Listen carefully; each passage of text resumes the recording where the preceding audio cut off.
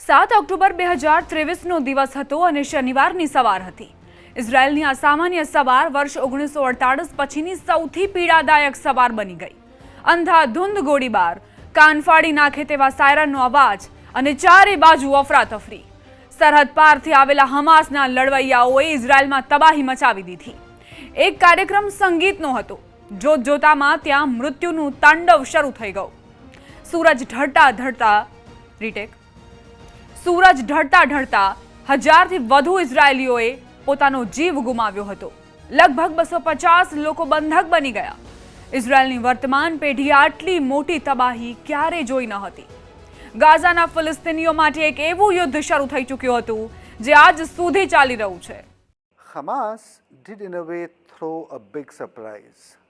હમાસે અચાનક આંચકો આપ્યો હતો. Hamas surprised not with its હમાસના રોકેટ એ ઇઝરાયલ માટે નવી વાત નહોતી, કારણ કે હમાસ દાયકાઓથી લગભગ 2 દાયકાથી રોકેટો દ્વારા ઇઝરાયેલી સેના સાથે લડી રહ્યું હતું. those rockets for decades. પરંતુ આ વખતે હમાસ દક્ષિણ ઇઝરાયેલના એક મોટા ભાગમાં ઘૂસી ગયું હતું. Hamas could get into લોકોને તેમના ઘરોમાં ઘૂસીને મારી રહ્યું હતું, તેમનું અપહરણ કરી રહ્યું હતું. એક જ દિવસમાં, એટલે કે ખૂબ જ ઓછા સમયમાં 1000થી વધુ લોકોના મોત થયા. હું તે સમયે ઇઝરાયલમાં હતો અને બેન ગુરિયન યુનિવર્સિટીના કેટલાક એવા લોકોને ઓળખતો હતો જેઓ આ સંઘર્ષમાં માર્યા ગયા હતા. Israel was formed largely જ્યારે ઇઝરાયલની સ્થાપના થઈ, ખાસ કરીને પશ્ચિમી દેશોના સમર્થનથી, ત્યારે યહૂદી સમુદાયના ફિલિસ્તીનીઓએ તેનો જોરદાર વિરોધ કર્યો. ઇઝરાયલનો સૈન્ય વિરોધ થયો. જો કે વિરોધ અપૂરતો હતો, તે કોઈ પરિણામ સુધી પહોંચી ન શક્યો.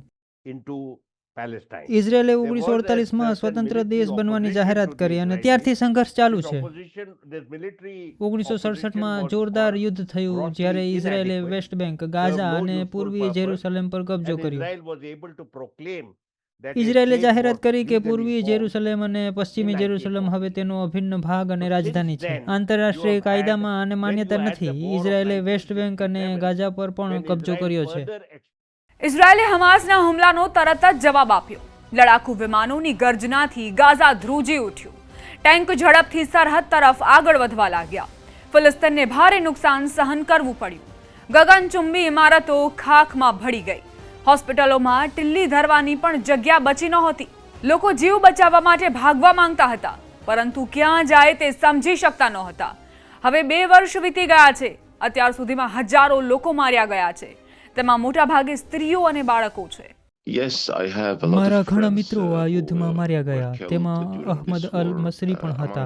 તેમણે 6 ડિસેમ્બર 2023ના રોજ મને ફોન કર્યો હતો. અમારી વચ્ચે ચર્ચા થઈ હતી કે યુદ્ધ કેવી રીતે ખતમ થાય. આ યુદ્ધ તાત્કાલિક બંધ થવું જોઈએ. પરંતુ ત્યાં જ અચાનક તેઓ ચાલ્યા ગયા. F-16 થી હવાઈ હુમલો થયો અને તેઓ માર્યા ગયા. તેમની દીકરી પણ મરી ગઈ. તેમની દીકરી મારી દીકરીની ઉંમરની હતી. જ્યારે ઇઝરાયેલી સૈનિકોએ ગાઝા પર ધાડ પાડી ત્યારે નાકાબંધી કરાઈ.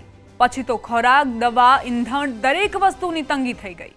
The market is completely empty. I mean, બજારમાં કંઈ જ નહોતું. અમારો એક કર્મચારી પાણીની બોટલ શોધવા ગયો. વધારે પાણી મળ્યું નહીં. તે માત્ર 5 લીટર પાણી જ એકઠું કરી શક્યો. અમે અમારા કર્મચારીઓમાં જે સર્વે કર્યો તે મુજબ છેલ્લા કેટલાક મહિનામાં તેમનું વજન 10 થી 15 કિલો ઘટી ગયું હતું. આ દર્શાવે છે કે માત્ર અમારા દર્દીઓ જ નહીં, તેમની સંભાળ લેનારા પણ સમાન રીતે પ્રભાવિત થઈ રહ્યા હતા, કારણ કે બજાર સુધી કંઈ જ પહોંચી નહોતું there is રહ્યું. no any supply existing in the market. બંધકોનો ઘા હજુ પણ તાજા છે.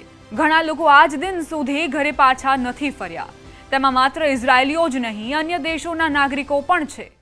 There's a story of a Nepalese boy. Bipin Joshi નેપાળનો રહેવાસી હતો. તેની માતા અને બહેન 1 મહિના પહેલા જ ઇઝરાયલ આવ્યા હતા. બિપિન ઇઝરાયલમાં કૃષિ વિજ્ઞાનનો અભ્યાસ કરી રહ્યો હતો. 7 ઓક્ટોબરે તેનું અપહરણ કરવામાં આવ્યું. એટલે મને લાગે છે કે રાજકીય પરિસ્થિતિ ખૂબ જ જટિલ છે. ત્યાં હિંસા સામાન્ય બાબત બની ગઈ છે. Situation. ગાઝામાં મોતના તાંડવ અને વિનાશ લીલાનો વિરોધ વિશ્વભરમાં થઈ રહ્યો છે. રાજકારણની દિશા બદલાઈ રહી છે. મોટાભાગના દેશોએ ફિલિસ્તીનને માન્યતા આપી દીધી છે. આ વર્ષે સંયુક્ત રાષ્ટ્રમાં નેતન્યાહુના ભાષણે મોટી સંખ્યામાં લોકોને એક કર્યા. આ ઇઝરાયેલના અલગ થલગ પડવાનો સ્પષ્ટ સંકેત છે. 2 વર્ષમાં ગાઝા ખંડેર બની ગયું છે. હવે ટ્રમ્પની શાંતિ યોજનાનો દાવો છે કે આનાથી લાંબા સમય સુધી શાંતિ રહેશે. This afternoon, after extensive consultation આજે with our બપોરે friends and આખા partners પ્રદેશમાં throughout the અમારા region મિત્રો અને on ભાગીદારો formally સાથે releasing our ખૂબ વિગતવાર principles for ચર્ચા peace, પછી which અમે શાંતિના અમારા people would really સિદ્ધાંતોને like, I ઔપચારિક must રીતે say. જાહેર કરી If રહ્યા accepted છીએ. by Hamas, this proposal લોકોને આ calls સિદ્ધાંતો for the ખરેખર ગમ્યા release છે. of જો all હમાસ આ પ્રસ્તાવને remaining સ્વીકારે છે તો બધા hostages બંધકો under the મુક્ત plan. થશે. Arab and આ યોજના Muslim હેઠળ અરબ અને મુસ્લિમ countries have દેશોએ committed ગાઝાને સૈન્ય મુક્તિ કરવા અને and in હમાસની writing સૈન્ય to ક્ષમતાઓને ઘટાડવા માટે demilitarize લેખિતમાં Gaza, પ્રતિબદ્ધતા વ્યક્ત કરી છે. decommission the બધા પક્ષો military ઇઝરાયેલી સેના capabilities હટાવી of દેવાની Hamas. સમય મર્યાદા All પર parties will agree તબક્કાવાર on રીતે the સહમત timeline થશે. for I support your plan to હું end the war ગાઝામાં in યુદ્ધ Gaza. રોકવાની યોજના સાથે સહમત છું achieves જે our અમારા warnings. હેતુ સાથે સુસંગત છે. It will bring back આનાથી અમારા બધા Israel બંધકો ઇઝરાયલ પાછા all our આવશે. hostages. હમાસની સૈન્ય અને રાજકીય Dismantle ક્ષમતામાં Hamas's કાપ આવશે military અને આ સુનિશ્ચિત capabilities કરશે કે ગાઝા ફરી and its ક્યારેય political ઇઝરાયલ માટે rule. ખતરો નહીં બને. and ensure that Gaza never again poses a threat to Israel. જો કે હમાસે ટ્રમ્પની શાંતિ યોજનાને આંશિક રીતે સ્વીકારી લીધી છે. ગાઝામાં રહેતા લોકો હજુ પણ સાવચેત છે.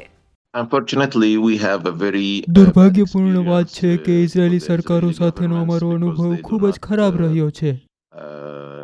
અગાઉ પણ તેઓ શાંતિ કરારોને નકારતા આવ્યા છે. મને લાગે છે કે તેઓ ફક્ત પોતાના ફાયદાના મુદ્દાઓ પર જ સહમત થાય છે. મને એવું પણ લાગે છે કે તેઓ ગાઝામાંથી સૈનિકોને હટાવી લેવામાં અને મફત માનવી સહાયમાં અવરોધો ઊભા કરશે, જેમ તેઓ હંમેશાથી કરતા આવ્યા છે. making free access of humanitarian aid. I think they will 7 October 2023નો દિવસ ભયાનક હતો. ડર છે કે તેની અસર ઘણી પેઢીઓને પોતાના ઘાતક પ્રભાવમાં લઈને રહેશે.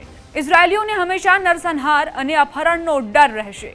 એવો પણ ડર રહેશે કે તેમને શાંતિની ભારે કિંમત ચૂકવવી પડશે. બીજી તરફ ફિલિસ્તીનીઓ માટે બોમ્બમારાથી તબાહી, ભૂખમરી, સન્માન, પોતાની માતૃભૂમિ પ્રત્યેનો પ્રેમ અને આ બધાથી વધુ એક સામાન્ય જીવન મહત્વ ધરાવે છે. આથી સવાલ એ જ છે કે શું દુનિયાના આ ભાગની માથાકૂટ ક્યારે શાંત થશે ખરી? શું અહીં કાયમી શાંતિ સ્થપાશે કે પછી ફક્ત યાદગીરી અને શોકનું વર્ચસ્વ રહેશે? શું લોકો હંમેશા યુદ્ધ અને શાંતિના અનુમાનો વચ્ચે ઝૂલતા રહેશે?